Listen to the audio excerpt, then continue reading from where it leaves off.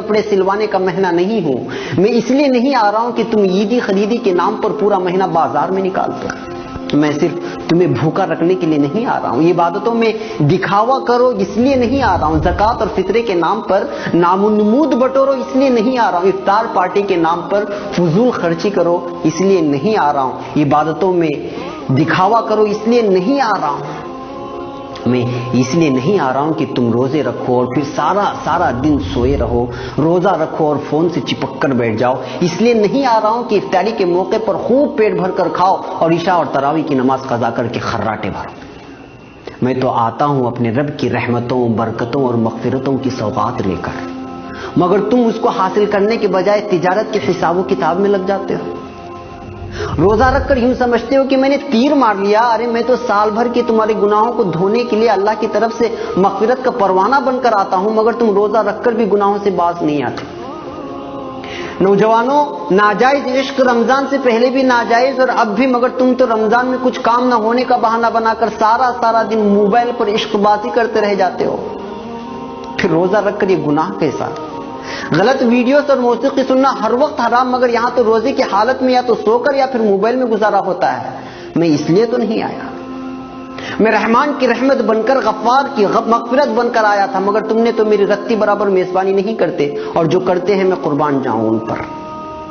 میرا یہ ایک دن نہیں گزرتا ہے اور وہ افسوس کرتے رہ جاتے ہیں کہ ایک دن گزر گیا، اور پھر رات دن قرآن کی تلاوت سے، تسبیح اور نمازوں سے، دعاؤں اور التجاؤں سے اپنے رب کو منانے کی کوشش کرتے ہیں،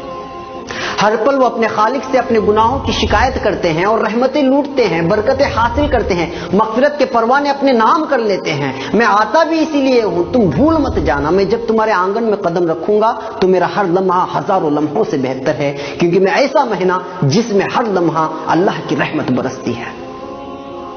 میں کبھی تم کو روزہ بن کر آواز دیتا ہوں، کبھی افطاری کی دعا بن کر، کبھی سحری سے تھوڑی دیر قبل اٹھ کے اپنے رب سے التجا کر کے اسے منانے کی درخواست کرتا ہوں، کبھی رحمت کے 10 دن دیتا ہوں تو کبھی مغفرت کے، اور کبھی جنت و جہنم کی خلاصی کے دعا کے لیے 10 دن تمہارے حوالے کرتا ہوں، مگر تم مانتے نہیں۔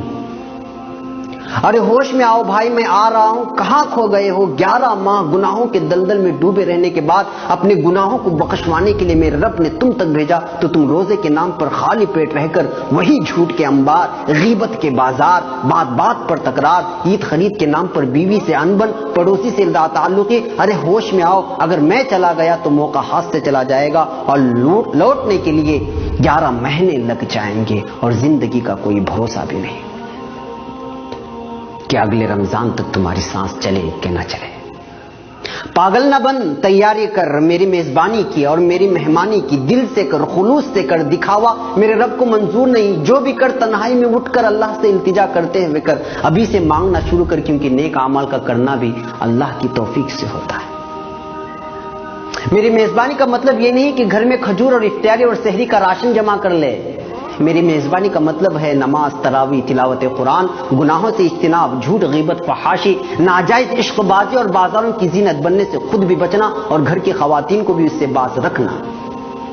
میری میزبانی ایسی کر کے تیرا رب تجھ سے راضی ہو جائے، اور جب رب ہی راضی ہو جائے تو اس دنیا سے کیا مطلب جو ایک دھوکے کا گھر ہے، جی ہاں دھوکے کا گھر۔ اور ہاں، میری راتوں کو یوں ہی غفلت میں سو کر برباد مت کرنا، اللہ سے اپنا دکھڑا سنانا، برما میں کیا ہوا، فلسطین میں کیا ہوا اور ہو رہا ہے، افغانستان، عراق و شام اور دیگر مسلم ممالک میں جو ظلم ہو رہا ہے، کیا کیا جا رہا ہے، اس کا دکھڑا سنانا اپنے رب سے۔ بیتے سالوں میں اپنوں اور غیروں نے ہم سے جو برتاؤ کیا اس کی شکایت کرنا اپنے رب سے، وہ سننے والا ہے، سب کے سننے والا ہے، وہ جو سب سے رحیم، سب سے کریم اور تم سے سب سے زیادہ محبت کرنے والا ہے۔ تمہارا دکھڑا سن لیا تو پھر بیڑا پار ہے۔